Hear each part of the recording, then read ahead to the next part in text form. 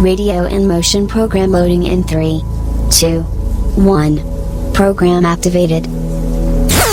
Attention everyone, the unpleasant noise you are about to hear coming from your radio is not a mistake. Okay, first things first, what is your name? This is Big Sonny playing the best of the 90s and beyond. Are you ready for this? Yeah. Radio in motion. Please do not turn off your radio, but turn up the volume on your receiver as high as it can go. All right, ready? Here we go. Radio in motion. Thanks for joining me tonight on Radio Motion. We're doing Landman Life tonight. All that gritty country and roughneck sort of music that sort of depicts the landman, which is sort of a euphemism for the men and women who are behind allocating and getting the land rights for oil. Texas and oil. I think that's pretty synonymous and something that people associate with Texas, and they're not wrong. And there's a great show out now that I was going to have a bit of a chat about because I think it's fantastic, and I mean it has the kind of dramatic scenes that you'd wish you'd see in movies lately, and I just think movies have been letting us down. So it's the show's called Landman, and it's by Taylor Sheridan, and he is a prolific writer. He is fantastic, the man behind Yellowstone and Tulsa King, and a lot of the shows that I think are just showing us true drama. And I know that's nothing completely new as far as shows like The Sopranos a while back. Obviously, a fantastic show. HBO show, and on TV, but I don't know. I feel like then there was a bit of a lull, and everyone was trying to get in on the game, and again, so the ugly truth is, people still expected to go to the movies and get that high quality storytelling, and based on a lot of the movie reviews I've done as of late, I feel like Hollywood just doesn't get it. They think they have to keep delivering us the big Marvel movie spectacular, and I think those kind of movies have run their course, and people want something different. And sure, hey, I love those. I love the good 10-year run, the Marvel movies and the DC movies and the action heroes and the comic book world come to life, but there's more to movies than just comic book heroes. And then I'll be honest, when they did try to do something dramatic or something a bit different, they just end up rebooting everything from the 80s and 90s, folks. I tell you, like I said, I feel like they've run out of ideas. There's Aliens and Predator and Terminator, and if there's really more to the story, cool. If there's some sort of prequel or something that could enhance the originals, great. But it's just a giant money grab because they have run out of ideas. So this is why I wanted to talk about Landman. And I think, again, Taylor Sheridan, he's really got the pulse of what the people want. Look, I will be honest, if you're a fan of Yellowstone, I think it did start off well, and then maybe it fizzled out towards the end. I do think he was juggling a bit too much with Landman and the other shows. And it has been said that he had a bit of a clash with Kevin Costner, and I'm not saying either is at fault, but Kevin Costner also had a big dream project, an epic that he wanted to bring to the screen, and he was also working on that movie while doing Yellowstone. Anyway, look, with two people like that who do have a track record of succeeding and really bringing it, as in, you expect great things, and both of them have delivered. Obviously, Kevin Costner over the years, again, whether you think, he's had hit and miss, the man is a busy man, busier than me. He works hard, and again, maybe they just clashed a bit. Anyway, Yellowstone fizzled out a bit, but I tell you, Landman has started strong. They're into season 2, and I just wanted to talk about, there may be mild spoilers, and there's a pivotal scene that I am going to talk about that just aired called Sins of the Father. And there is one scene that I'll talk about, and it's a bit of a spoiler in that I'm going to describe how I think the scene just depicts so many things that's lacking in modern movies and just storytelling in general. And if you don't want to hear that, block your ears for a minute. But I'll try to keep it very generic. And if you haven't tuned into the show, definitely tune in. It's fantastic. Again, wherever you are, in America, Australia. Obviously check out where it's streaming, because it's different everywhere you go. But essentially, Landman, the premise is about the whole big oil industry, multi-billion-dollar corporations, just like anything, any sort of energy. And when everyone thinks, there's a lot of gritty reality in the show, which I like, as in, there tends to be, again, the cancel culture just shuts people down, thinking that, oil is the devil and solar is the best. That whole industry of energy in general is just a giant intertwined, corrupted thing, because whenever money's involved, anything that's altruistic goes out the window. And there's some great scenes from season 1. And so this is starring Billy Bob Thornton, and he is fantastic in it. And he plays Bill Harris in the show. And essentially, there's some scenes where he's even told someone who says, but look at all these wind farms. They're the future.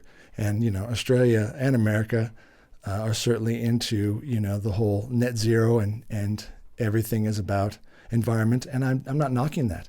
I love technology. I want us to go forward. I want us to think about the next best thing. But sometimes I think they push something and they don't tell you the whole truth. Those giant wind turbines, how do you think that works? Just the metal and the gears and the components that work that. And there's still oil and grease in the thing. And someone has to maintain it. And not to be mean, the wind ain't always blowing. The point is there's a scene where he explains how each one, just the resources that went into it, none of those turbines are net zero, as in they didn't affect the environment just by building them. And the other thing is do you think that giant oil companies don't also invest in that? Because they don't care. Whatever, solar, sure. They've got their hands in everything. So it's not like some big battle between the evil oil and the good, solar and wind turbine companies. It's all the same people. And Landman sort of, is a peek behind that. And before anyone goes, God, that sounds boring. Well, you know what? That subject alone probably could be. Who wants to just see that? Someone procuring land.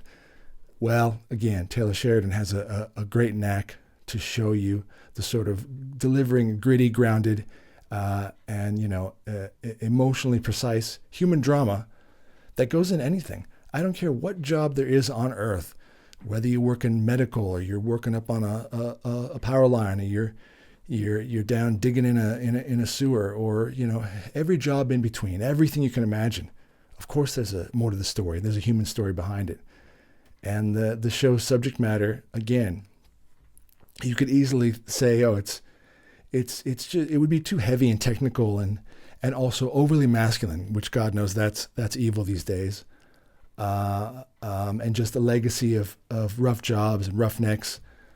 But it's not. Instead, it sort of shapes it into a universally appealing character study. Okay?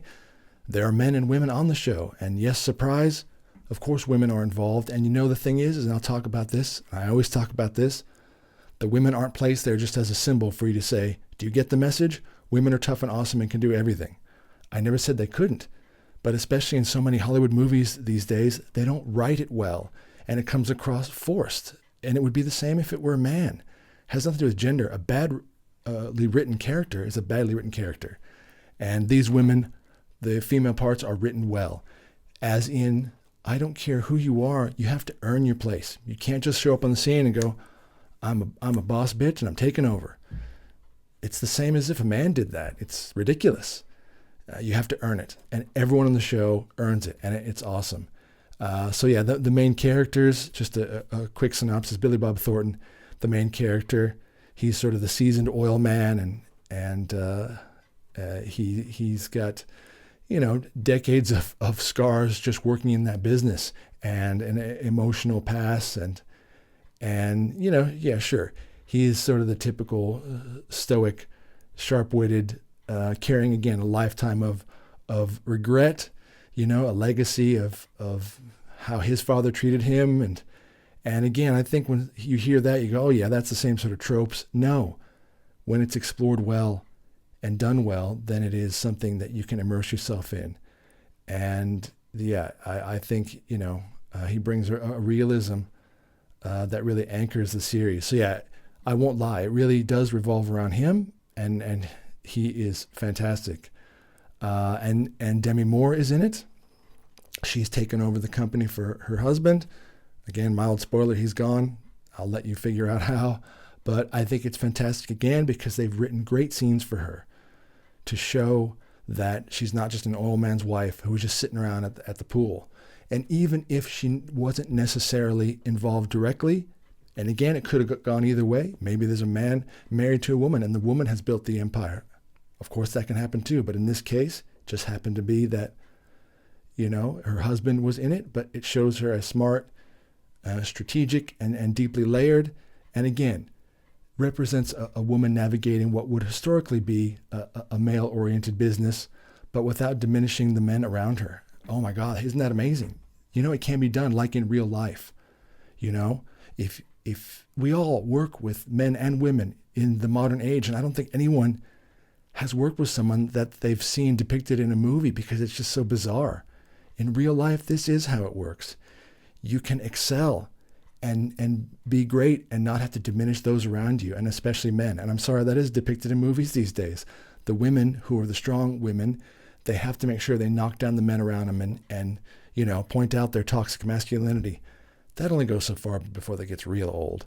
So Demi Moore, great part. His son, Cooper, I think it's Jacob Laughlin, if I got that right.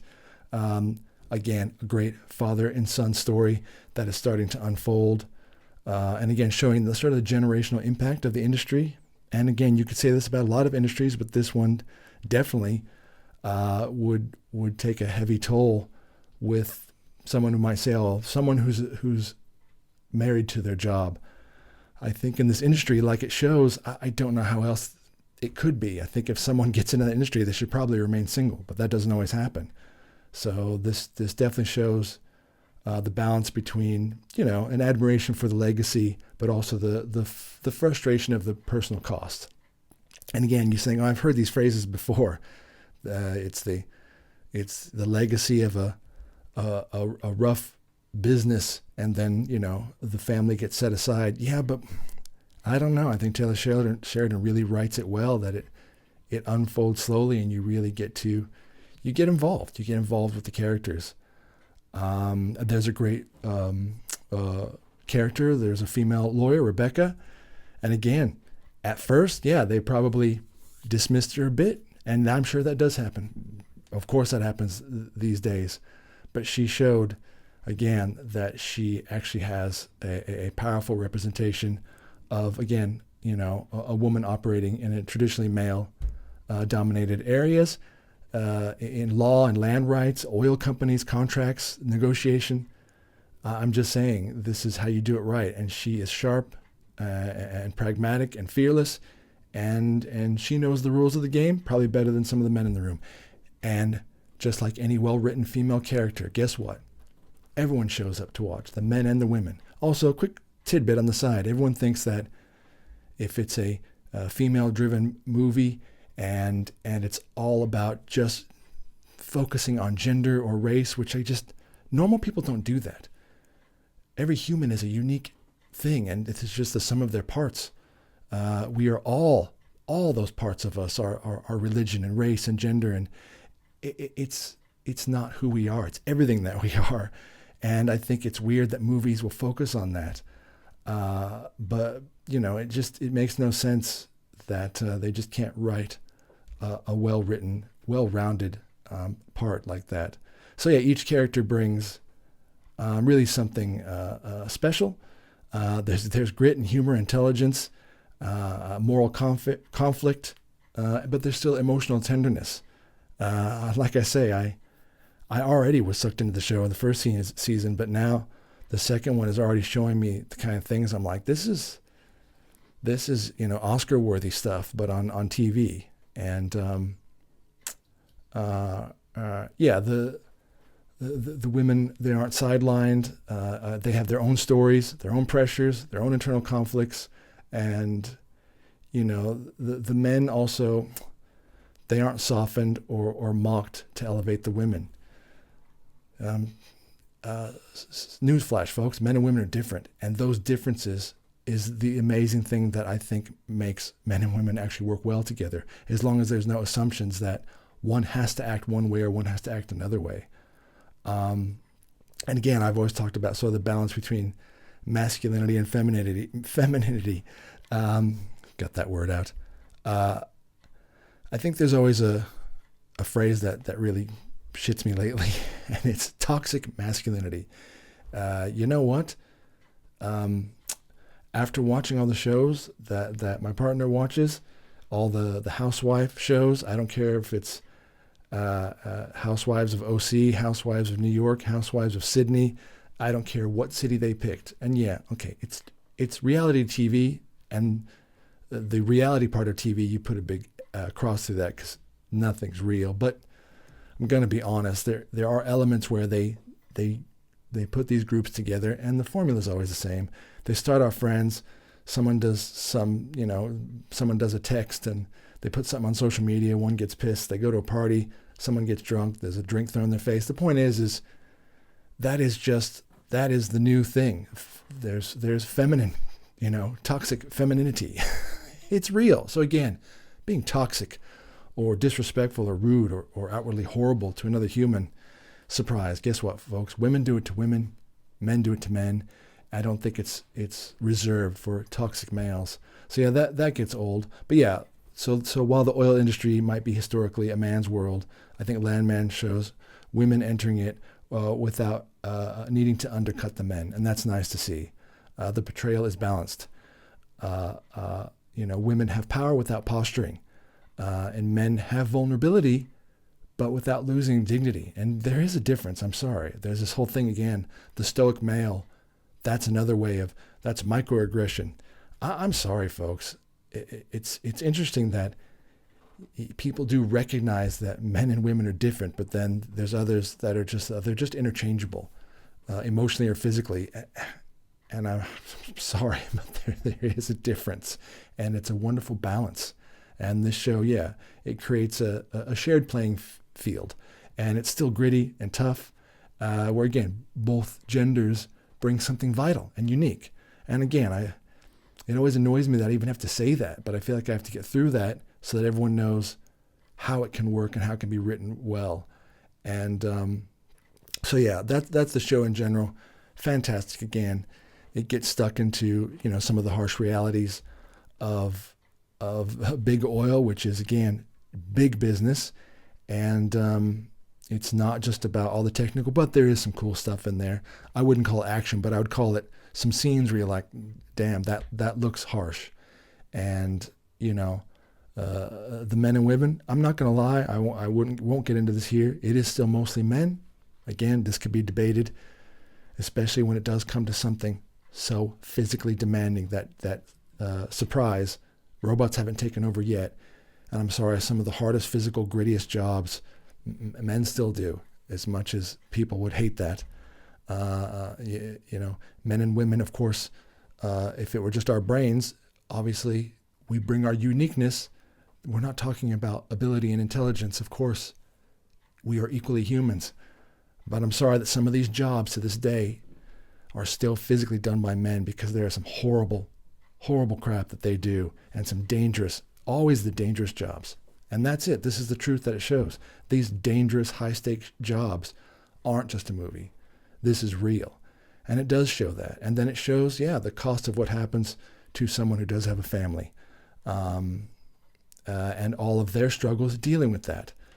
There's tender moments, there's good moments, but there's also bad when, that man is focused on the job, which can be all-consuming. And how does the family cope? So all of that, and I'm saying, please check it out. And if you are watching it, you know what I'm talking about. This brings me honestly to the one scene I wanted to talk about, that not only about, I think, what makes the show great, but what I think is missing in movies because they just don't get it. Movies, so nowadays, you know, we tend to call it the message. That comes from one of my favorite YouTubers, very popular, called The Drinker. I'll be honest, he definitely coined that, and a lot of people, I've even seen it on the news when he wasn't there.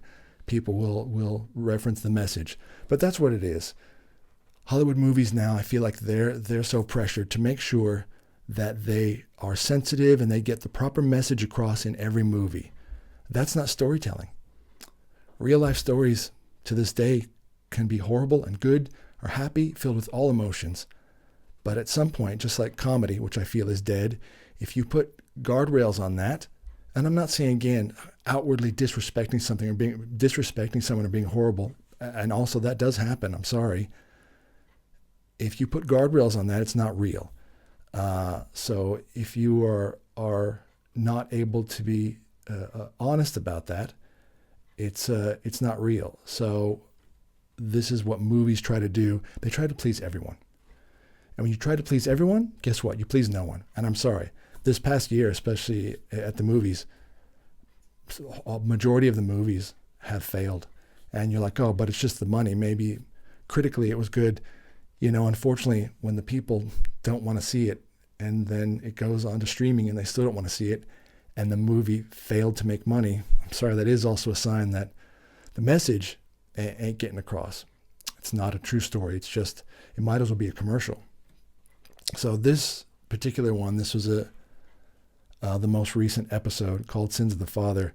And this is Billy Bob Thornton having a long drive in the truck with his son, Cooper. And again, mild spoiler, because it's not like this was a character in the show. Billy Bob Thornton's, his mother died. So, you know, everyone's got a mother and a father. And so he went up to visit his father.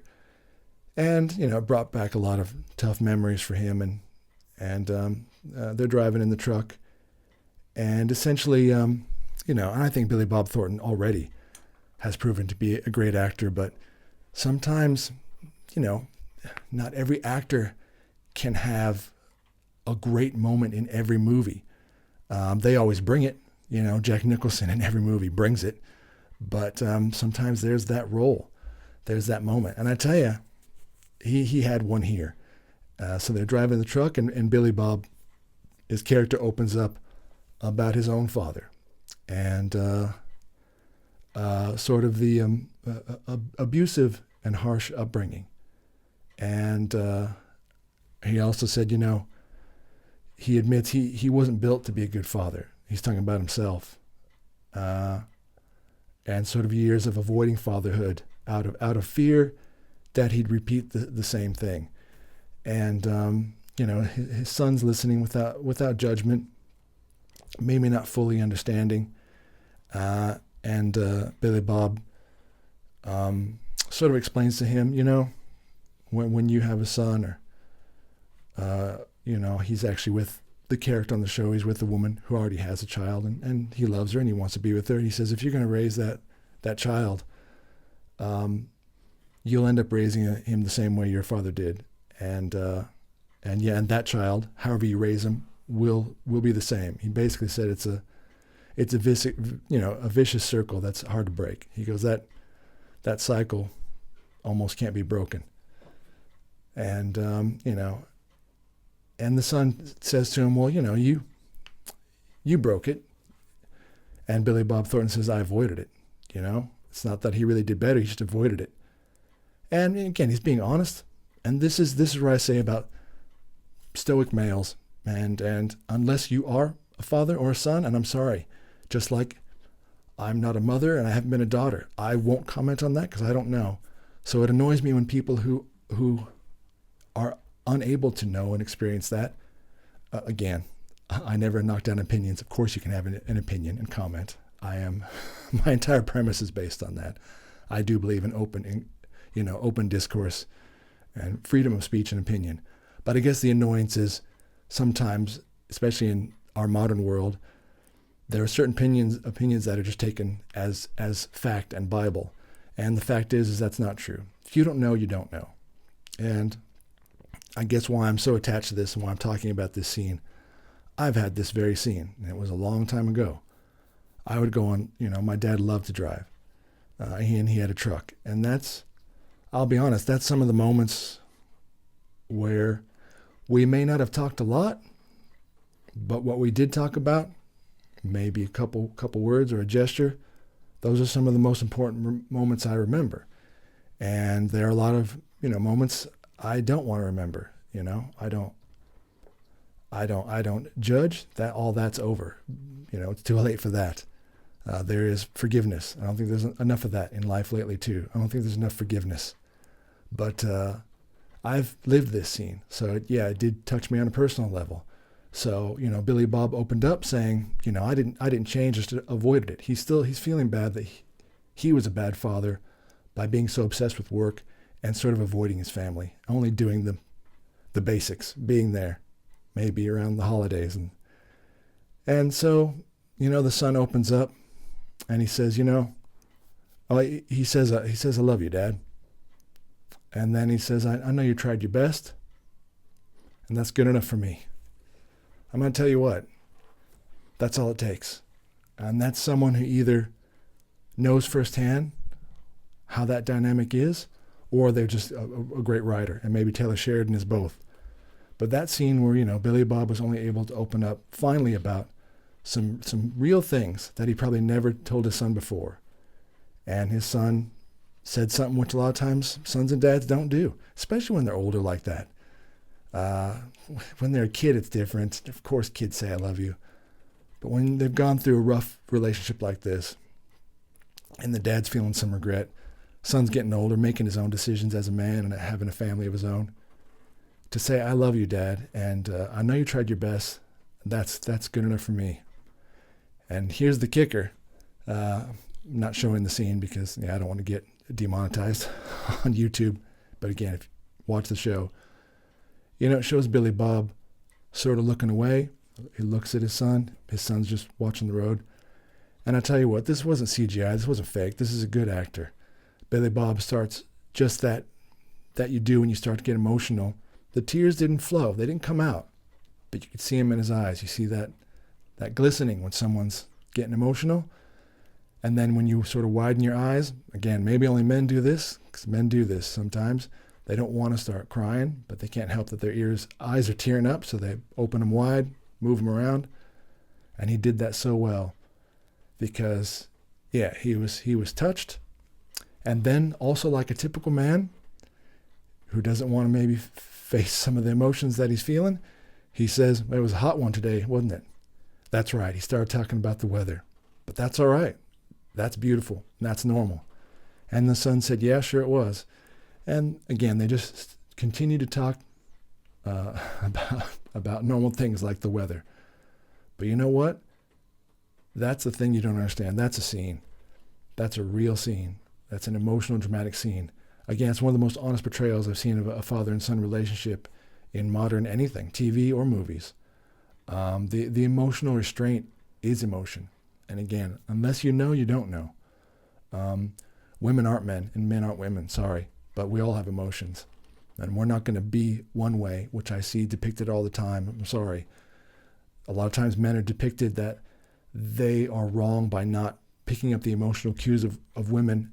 I'm not going to say, you're going to say, oh, you're saying just women are more emotional or hysterical. No, I'm saying they're probably more in tune to embrace emotions. And if you don't know that, well, I can't help you. You have to do some more living.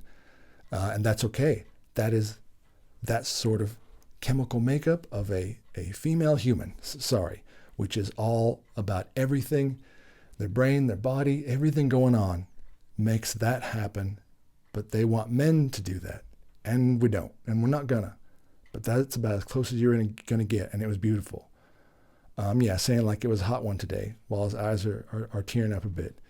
That shift, breaking the intensity by talking about the weather, that is a universal father and son love language. It is.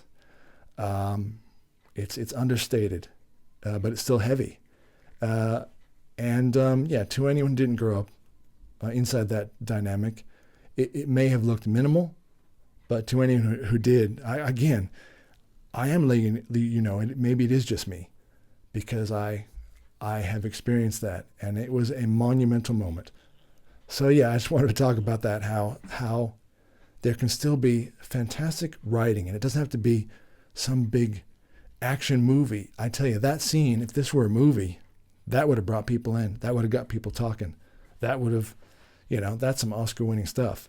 I'm not saying that's why, but if that's what you want out of a movie, especially as an actor, well, there it is. And I think it elevates the entire series. That it's not just a action or workplace drama.